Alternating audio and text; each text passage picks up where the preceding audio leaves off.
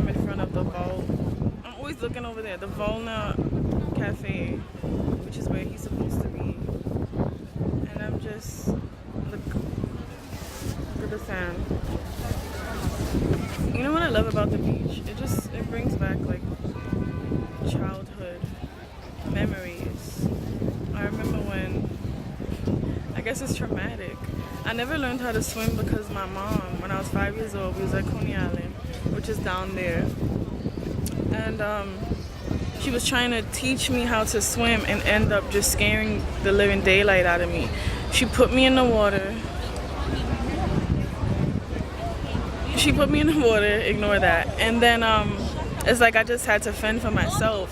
So what happened was she put me like under the water or something, and then I ended up literally having a near drowning experience. I ended up inhaling the water and went in my nose and went in like my lungs. And I remember I was panicking like and then like I ended up throwing up all the salt water. Like when I got on it wasn't it wasn't deep. I was like a little bit in the front of the water, but then I ended up inhaling it and suffocating to the point where when I got up I just threw up. And ever since then I refuse to swim. Like I'll stay in the front of the water, put my feet in the water, but I'm like, no, just definitely not. But this is nice.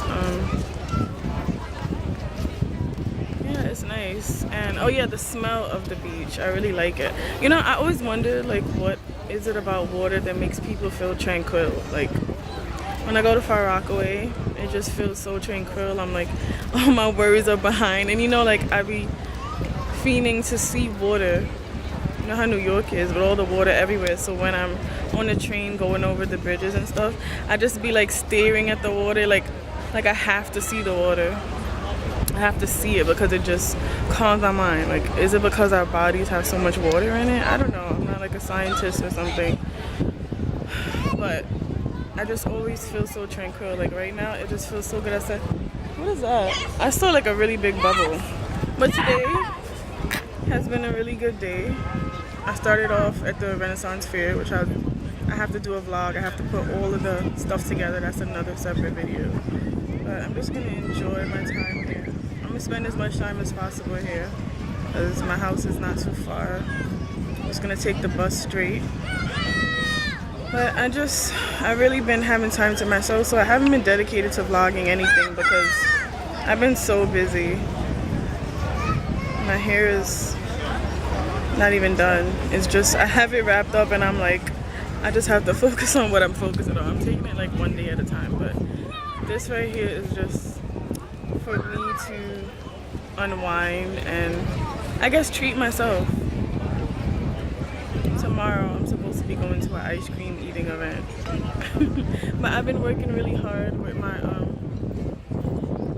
I didn't really disclose this on this channel, but I have one business, which is a food business, and I've been dedicated to that now for an entire year. But mostly ever since January to now, I've been working hard at it and I haven't had any time to myself. It's been juggling school and having issues with financial aid again. I've been applying for scholarships. I've been trying not to put myself in the same category as everyone else and bite off more than I could chew because that's why I'm in the predicament I'm in now. But it's just so much pressure, like being in the first in the family to oh my god, I gotta sneeze. The first in the family to do this is a lot of pressure that I put on myself, like being an overachiever. And being an overachiever, it causes me a lot of stress, and I'm just like, I'm the first in the family, I have to do this.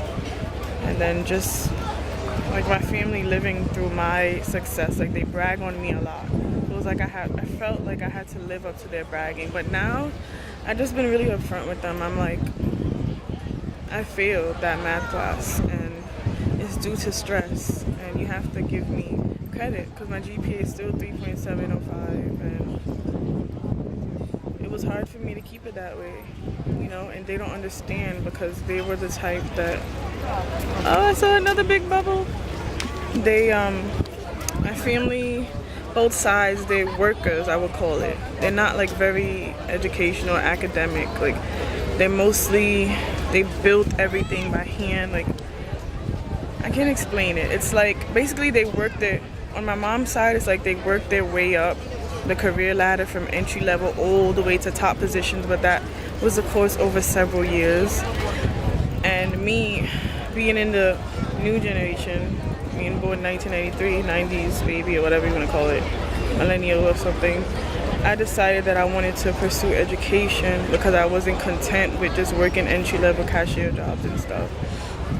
But I get bashed a lot, and you know, I just get spoken to like, what excuse do I have because I don't have any children? And I really don't like when people say that. Like, what excuse do you have? I'm doing it with children. And I'm like, I didn't tell you to have children. But it's just like my feelings are not validated. And I stopped disclosing stuff with certain people in my family. And I just live for me. I live on my own. They can't tell me what to do. They can't force me to take another course and stress myself out.